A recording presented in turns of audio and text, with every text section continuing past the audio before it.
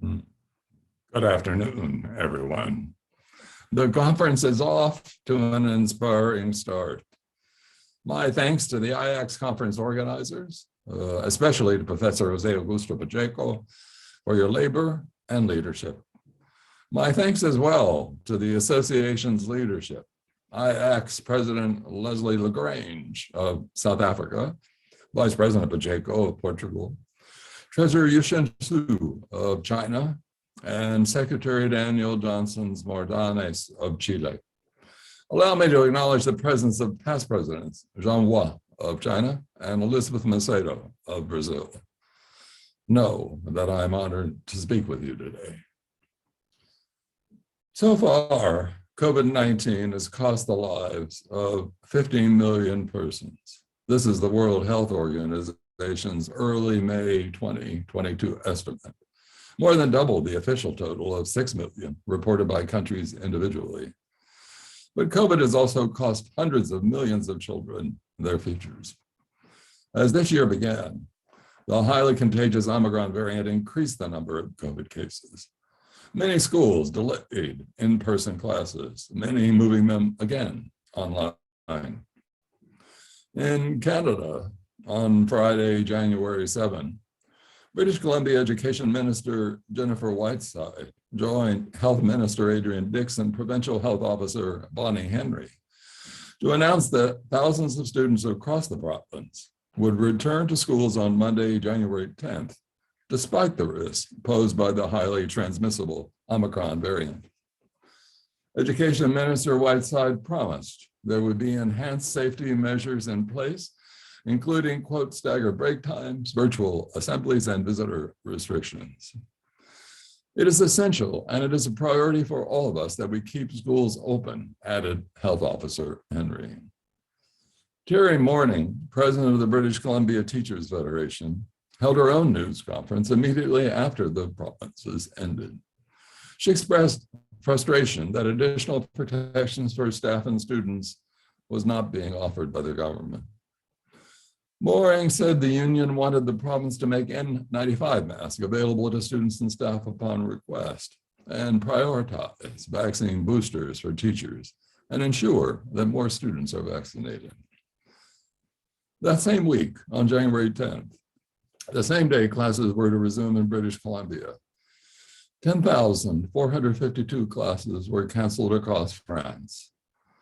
Perhaps to cushion the blow, Prime Minister Jean Castex offered that in the future, school children in France would be allowed to perform self-tests instead of the PCR test, should one of their classmates test positive. This in an attempt to keep schools open. If we were to shut down classes as soon as there is one first case, bearing in mind the explosion of Omicron, all French schools would be closed in a matter of days, Mr. Castex told France 2 television. On Thursday that same week, teachers across France took to the streets to protest changing COVID-19 rules that had closed their classrooms and that in any case had failed to protect students and staff from infection by the Omicron variant. Tens of thousands of teachers, as well as school personnel, sometimes accompanied by students' parents, marched in one of the country's most massive school protests in decades. Surveys show that children missed being physically present with other children. But closed school buildings have meant more than social isolation. For many, it has spelled the end of education. The curriculum went online, but around the globe, hundreds of millions of children lacked access to computers and or to the internet. Many, especially K through 6 teachers, found teaching online disorienting at best. At worst, working online rendered classroom skills, cultivated over decades, suddenly irrelevant. Even for those children whose parents stopped working in order to supervise their study at home, learning online has meant learning less. Leonard lists 3 effects of learning online among American school children. First, achievement gaps that formed as children learning online fell far below grade level expectations. 2, mental health problems that were aggravated by the isolation and disruption of the pandemic. 3 medical groups, including the American Academy of Pediatrics, recently declared a state of emergency concerning children's mental health, citing increases, slight for adolescent boys, but sharp increases for adolescent girls in suicide attempts, and 3 increases in gun violence against children, part of a broader nationwide, in both Canada and the United States, rise in crime. After 2 years, Canadians are really feeling overwhelmed and exhausted, said Margaret Eaton, National CEO of the Canadian Mental Health Association, adding, quoting her again, "There's an epidemic of chronic stress that's been going on for so long, and people are feeling so much uncertainty that we're concerned now that it will take much time for them to get over this experience of the pandemic." The situation is similarly dire from a global perspective. The World Health Organization reported that the first year of the pandemic, worldwide levels of anxiety and depression increased by 25%. The information we have now about the impact of COVID-19 on the world's mental health is just the tip of the iceberg, warned WHO Director General Dr. Tedros Adhanom Ghebreyesus, adding, quoting him, "This is a wake-up call to all countries to pay more attention to mental health and to do a better job of supporting their population's mental health." The mental health crisis, especially among the young, is often attributed to the omnipresence of social media. But cause-effect is difficult to establish, as data are often contradictory, although it's clear that some number of adolescents are more vulnerable than others to the effects of screen time. Research shows that teenagers are getting less sleep and exercise as they spend more time staring at screens and spend less time in person with friends, prerequisites for psychosocial and cognitive development. And this at an often fragile phase when many young adults are testing boundaries and exploring their identities, adding up to a kind of cognitive implosion, anxiety, depression, compulsive behavior, self-harm, and even suicide.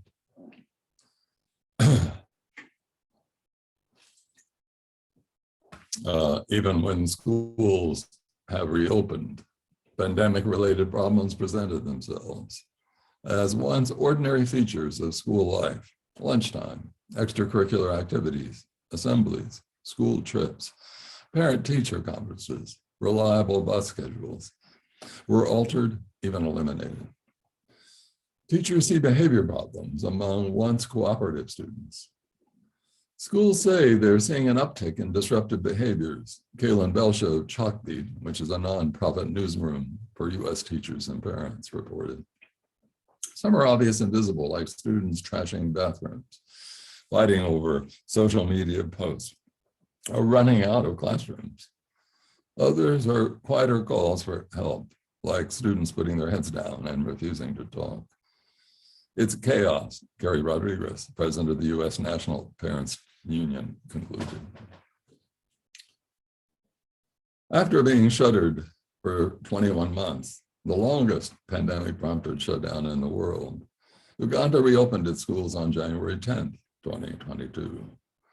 Too late, many educators complained, as the almost 2-year closure had taken a lasting toll, erasing decades of educational gains. Despite offering online learning, more than 50% of Uganda's public school students dropped out, more than half of those to work to support their struggling families. These children may never return to school, government officials worry. Thousands of schools are not expected to reopen, as countless teachers will not return to their classrooms, having found other work to compensate for lost income during the shutdown. The damage is extremely big, said Maria Garete Nakaburo, the executive director of Awizo, Uganda, an Uganda-based nonprofit that conducts educational research. Unless there are intensive efforts to help students catch up, she said, we may have lost a generation. That is the case not only in Uganda. During school closures everywhere, innumerable 5-year-olds spent months outside of classrooms. They have now become schools' educational emergency. In America, A cluster of new studies revealed that about a third of the children in the youngest grades are missing reading benchmarks, up significantly from before the pandemic. And that includes children in every demographic group, although Black and Hispanic children, as well as children from low-income families, those with disabilities, and those who are not fluent in English, have fallen the farthest behind. We're in new territory, acknowledged Dr. Tiffany Hogan, director of the Speech and Language Literacy Lab at the Massachusetts General Hospital Institute of Health Professions in Boston, adding that if children do not become readers by the end of elementary school, the risks are pretty dramatic, as those who struggle with reading are more likely to drop out of school, and as adults not only earn less money, but also are more likely to become involved in the criminal justice system. Chronic absence has skyrocketed during the pandemic, reported Edie Zhang, the director of Attendance Works, a U.S. national group that provides solutions to chronic absenteeism. Absenteeism is predictably linked to weaker academic performance and even to dropping out of school. During the pandemic, according to a report from the consulting firm McKinsey and Company, the percentage of students chronically absent was about 22%, more than double the rate of chronically absent students before the pandemic. While absenteeism rates for high-income students are no longer increasing, rates for low-income students have not yet decreased. What we know, Dr. Zhang said, is that chronic absence is exacerbating existing inequalities. In the US, not only students are absent. Due to infection and resignations, teachers are increasingly absent too. Substitute teachers are hard to find. The substitute shortage is so bad that parents in New Mexico, members of the National Guard are being asked to fill in. Teachers whose pedagogical skill set is suddenly rendered ineffective and even useless. Students do not show up. Schools shuttered. Online learning and teaching are preferable to none at all, but online learning seems decidedly inferior to the in-person kind, at least for K through 12 students. The educational emergency will not be contained there, however, as what has happened in K through 12 schools will reach the world's universities like a tsunami. Enrollments may drop, and those who do gain access to higher education may even be more compromised academically than many of the world's university students already are. Drops in enrollment will be aggravated by the devaluation of undergraduate degrees. In the United States, booming businesses, unable to find needed employees, are bypassing university education job entry requirements, accepting the high school diploma instead, as well as by the prospect of more MOOCs and teacher bots associated with the accelerating development of artificial intelligence. Darren Acemoglu, an influential economist at the Massachusetts Institute of Technology, has been warning against what he depicts as, quote, excessive automation. The countrywide payoff of investments in machines and software has been, he reports, stubbornly elusive. Acemoglu also reports that massive investments in technology have resulted in rising inequality, as at least half of the ever-increasing gap in wages among American workers over the last 40 years is attributable to the automation of tasks formerly done by human workers, especially men without college degrees. Offshoring jobs to countries with lower wages and the weakening of domestic unions have also played roles in rising inequality, Acemoglu acknowledges. Quoting, but the most important factor is automation, adding that automation and animated inequality is not, quoting him, an act of God, and we as a society have made about how to use technology. Do we act as a society? Economists don't think so. They assume we act only as self-interested individuals. Many university administrators act like businessmen, committed above all to reducing costs, increasing profits, exploiting an oversupply of PhD graduates, driving down salaries. Consider this posting for an assistant professorship at the University of California at Los Angeles. A PhD in chemistry or biochemistry. a strong teaching record at the university level, the usual 3 to 5 letters of recommendation. This professorship would be without a salary basis, a point the announcement emphasized. Applicants must understand there will be no compensation for this position. Under intense criticism, UCLA withdrew the posting. Is this the future we face? Work without compensation. Technologization, including AI, is inevitable. In this multifaceted, accelerating macro trend, there is much to appreciate. There is also much to dread. Besides taking teaching jobs, technologization is making 24/7 surveillance possible, allowing authoritarian regimes to tighten their control over every aspect of citizens' lives. Technologization also, and inadvertently, creates a supranational software state as humanity is being subjectively restructured by our submersion in the screen. In doing so, it cancels cultures and erases memories. After all, devices make deletion a daily practice, correcting errors in our manuscripts, but also tempting authoritarian regimes to correct errors, mainly by deleting them, censoring whatever proves inconvenient to the preservation of power. Such curricular corrections, deletions of the truth, have always been tempting to ideologues. Technology tempts them more. Without the truth, the more us. We're no longer educators, but entrepreneurs, focused on fantasized futures, self-interested self-promoters, vulnerable to whatever authorities tell us to teach. 2 months ago, the US state of Florida ejected 42 of 132 math textbooks from the public school curriculum. According to the state's right-wing dominated Department of Education, they incorporate prohibited topics or unsolicited strategies, including social emotional learning and critical race theory. In January, Florida right-wing Republicans promoted legislation that would eject from the curriculum any, especially racial or gender-focused, content that makes their own children uncomfortable, declaring that an individual should not be made to feel discomfort, guilt, anguish, or any other form of psychological distress on account of his or her race. Florida legislation prohibits classroom discussion of sexual preference and gender orientations. The criterion for curriculum inclusion isn't, is it true? Is it supported by the scholarly consensus? But rather, does it make constituencies uncomfortable? Similar legislation was advanced in Texas. House Bill 3979 forbids the teaching of critical race theory in schools. Another attempt to stop students from studying the history of white supremacy in America. In Tennessee, school boards have been busy ejecting award-winning literature from their social studies and literature curricula.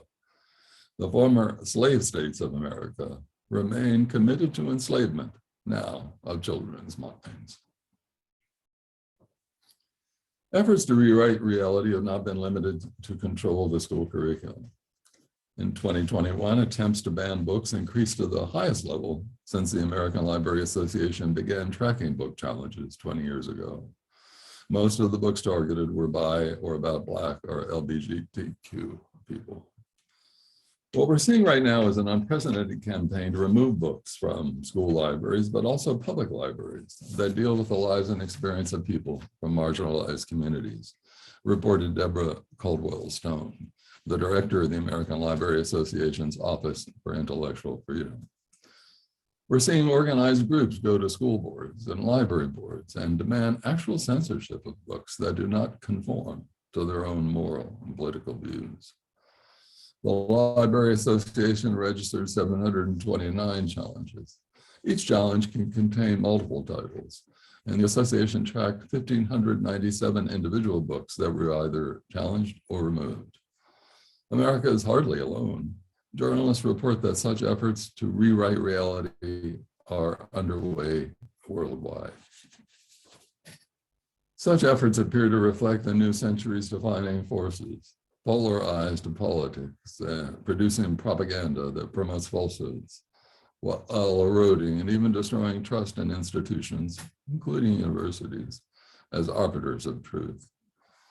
Rising nationalism, the theme of this year's Routledge World Yearbook of Education, emboldens despots as even elected leaders embrace illiberalism. We should be more likely to see this sort of historical revisionism, predicted Erica France, a Michigan State University political scientist.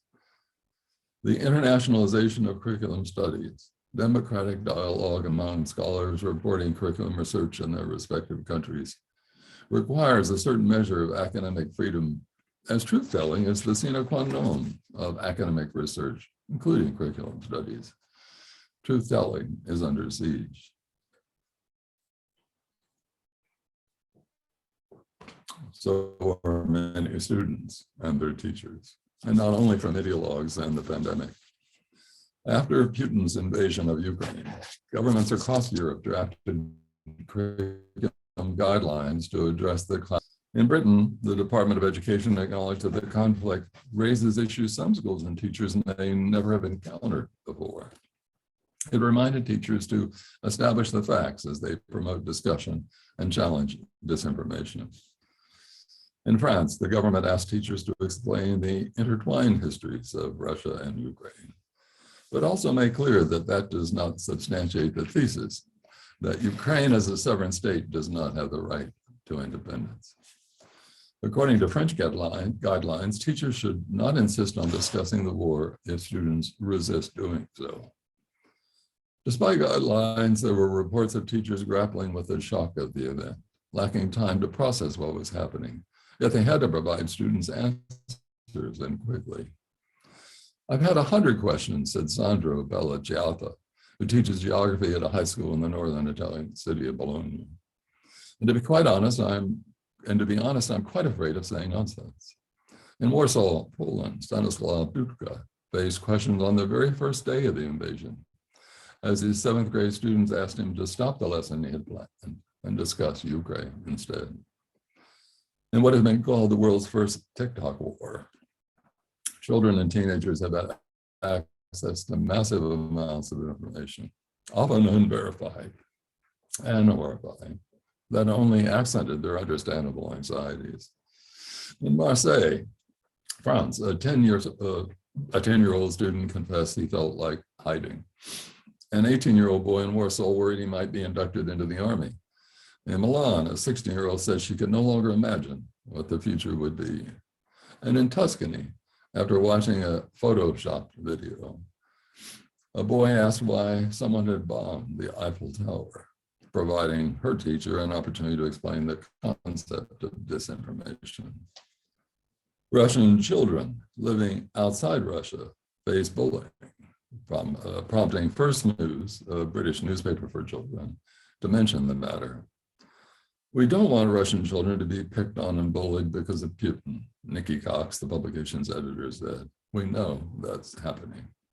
That British report was dated April 1st. By May 10th, we learned that while Putin's invasion has not only killed Ukrainian children, orphaned many more, wrecked homes and schools, it has also risked the lives of Russian-speaking children across Europe who found themselves paying for Putin's aggression and humiliation, harassment, and bullying, another perverse effect of a war that is overwhelmingly affecting the innocent. The problem is growing every day, said Carsten Stahl, Germany's most prominent anti-bullying activist, who said he had received scores of reports of bullying Russian-speaking children. I'm very angry and very ashamed, he said. The internationalization of curriculum studies cannot help but be affected by the pandemic in both its literal, that is, its medical, and metaphoric, that is, military, economic, and political senses. Nobel Prize-winning economist Paul Krugman worries the world will suffer deglobalization, similar to that suffered over a century ago. In 1914 ended what economists have characterized as a first modern wave of globalization, world trade enabled by railroads, steamships, and telegraph cables. In his 1919 book, The Economic Consequences of the Peace, John Maynard Keynes lamented what he knew was the end of an extraordinary era, one of great economic progress. On the eve of World War I, Keynes reminded his reader that an inhabitable London could easily order the various products of the whole earth in such quantity as he might see fit, and reasonably expect their early delivery upon his doorstep. But this benefit of globalization was not the last, thanks, quoting Keynes again, to the projects and politics of militarism and imperialism, of racial and cultural rivalries. That sentence sounds entirely contemporaneous, does it not? With supply chain problems aggravating inflation and stoking not only economic nationalism. Keynes knew World War I ended an era of globalization. Krugman provides an example that resounds today. In 1913, the Russian Empire was a major wheat exporter. It would be 3 generations before several of the former republics of the Soviet Union, including Ukraine, resumed that role. Our era of globalization, characterized by world-spanning supply chains, made possible by containerization and telecommunications, may be ending just as abruptly. Krugman thinks so. He cites the interruption of wheat exports from Ukraine and from Russia too. Russia oil and Russia gas exports will also be affected. Krugman forecasts weaker economic growth for wealthier nations, recalling that even Britain kept growing despite the decline in world trade after 1913. But he worries what economic deglobalization means for poorer nations. He cites Bangladesh and its export-oriented garment industry, whose recent economic progress is due in large part to world markets. Unfortunately, Krugman concludes, we're relearning the lessons of World War I. The benefits of globalization are always at risk from the threat of war and the whims of dictators. If economic globalization deaccelerates or even ends, as Krugman forecasts, our economic capacity, perhaps even our willingness to exchange views in conferences such as this one, might well be likewise impacted. I don't know if internationalism is even the right word, Lévy laments, but I don't have a better one to describe the necessary resistance to the storm gathering at civilization's core. May our brief time together this week engender resistance to the storm swirling around us, a storm intensified by technology. A gray orgy of cynicism, irony, brutality, compromise, and conformism. That, you recall, was Pierpaolo Pasolini's depiction of life in his time. One-sided, surely, but Pasolini's condemnation was not unjustified. In too many ways, this description remains right today, a fact registered by present premonitions of the future. In conditions of info acceleration and hypercomplexity, Berardi predicted a decade ago, right-wing electoral victories and dictatorships of ignorance, whose first preoccupation is to impoverish public schooling and to prop up media conformism, a dark blend of techno-financial authoritarianism and aggressive populist reaction. The future is over, Berardi concluded, and we're living in a space that is beyond the future. Berardi has hardly been alone in such prognostications. Despite its enormous promises, Daniel Cohen notes that the exponential development of technologies has not created a desire for what is to come. Cohen reminds that this represents a huge reversal in expectations compared to the 1960s, a time when university students throughout the West were inspired by a sense of history, of what had been, what could, should be. The present moment, Cohen continues, quoting him, is no longer a moment of tension between the past and future, but a sort of morass, a perpetual present, as presentism has replaced historicism. The line on which we stand is not the striker's line, but a virtual line, online, we say, in the cloud. No longer here, but not there either, as there is no there. Without an historically meaningful place, there is now only empty space. There is no time, no past, no present, no future. Accompanying the presentism that technologization intensifies is narcissism. We wither without engagement in the material world, having retreated, when the economic circumstances of our lives permit, to the luminous, smooth surface of the screen. One is no longer present, in person, having poured oneself into something that will sell. One fashions a profile, narcissism online. By forcing us to forge ahead, by dreaming we'll become post-humans, Bruno Latour warns. By imagining we're about to live like gods, can't you see that you're depriving us of the sole power of reorientation there is? Groping, testing, going back over our failures, exploring. Once locked down, always locked down, Latour pronounced. Not literally, obviously, here we are, but metaphorically. Locked down, yes, but at home, he adds, where one is shut away, yes, but grounded somewhere at last. Home is here no fueling station for the next day's commute, and no longer a safe space insulated from the outside world as Zoom brings strangers inside one's interior. The danger Latour identifies is less the loss of privacy than it is virtuality itself, mistaking the map with the territory. The loss of reality that virtuality insinuates is indicated for Latour by the loss of surprise. This is precisely the danger of working remotely, he writes. With Earth and so firsthand, it's all surprises at every stage. Continuity is necessarily the exception to the rule. So it would be good if we didn't confuse access to the universe online with life with Earth on site.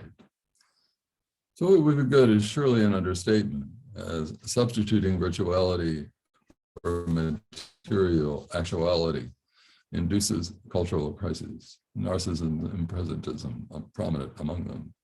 We educators cannot resolve, although we can study them, teaching what they pretend.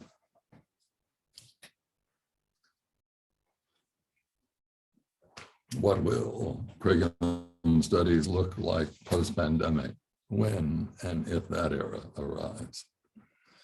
The project of internationalization seems threatened as economic contraction, political polarization, and climate catastrophe converge to keep us locked down in literal and metaphoric senses. But then our field has always been focused on national and local developments, now including chronicling COVID's effects on children and teachers' experience of the curriculum. Experience that thus far has not been exactly educational, as the reports I cited earlier indicate. Those of us who enjoy protection from possible retribution will study our government's efforts to revise national histories, to censor segments of the curriculum, provide propaganda, not truth. What about the truthfulness of our own scholarship and research?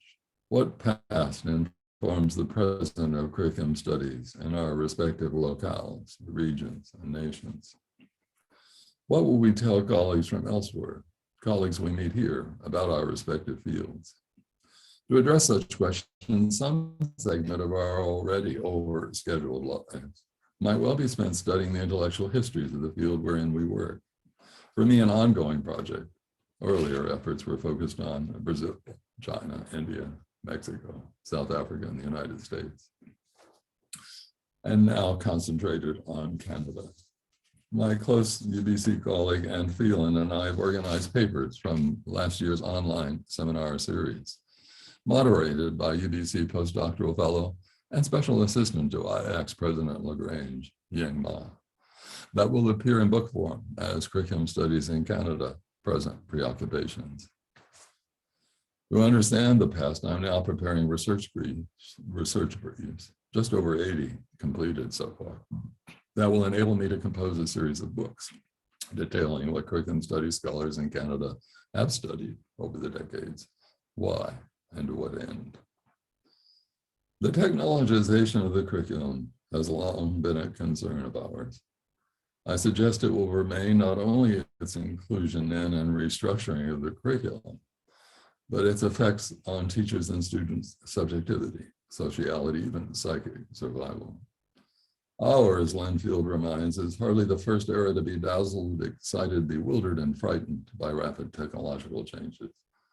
The 1950s may seem to have been an age of technological innocence, but things felt different at the time. Linfield cites a 1957 essay entitled "The Enemies of the Novel," wherein the US critic Granville Hicks lamented, quoting him, "Technology has opened the whole world to us and has laid the problem of every part of it on our doorstep. inattention becomes indispensable to survival. The danger is that we shall lose or perhaps never acquire the ability to pay attention to anything, to listen fully with all our being. The ultimate disaster portrayed in Thurman Wilder's play Our Town is not irrelevance, but inattention. As the play ends, Emily Gibbs returns from the grave, choosing to relive her 12th birthday. As she watches her mother move about the kitchen, performing her morning errands, Emily sees for the first time, with mounting horror, how she and her family and her neighbors really live. That is, without fully registering one another's presence. I can't go on, Emily cries out. It goes so fast. We don't have time to look at one another. As the scope of this human disaster overtakes her, she admits, I didn't realize. So all that was going on and we never noticed. She asked the stage manager, do any human beings ever realize life while they live it every minute? No, he replies, adding, the saints and poets, maybe, they do some. The word attention derives from the Latin ad intendere, to reach toward. That implies a relationship, listening, efforts to understand the other, the present situation, as well as what we might do next. The divides between us, cultural, national, generational, gender, political, religious, cannot be bridged by attention. But such attentiveness, some say mindfulness, could steady us in this maelstrom of the moment. I offer you no upbeat ending. The struggle to save the world from ecological collapse has, it appears, already been lost. Democratization is on the defensive. Food insecurity intensifies, as does economic inequality, political polarization, and poverty worldwide. And also, thanks to COVID, even education itself has ended for millions. We curriculum scholars have no power to change the course of global affairs.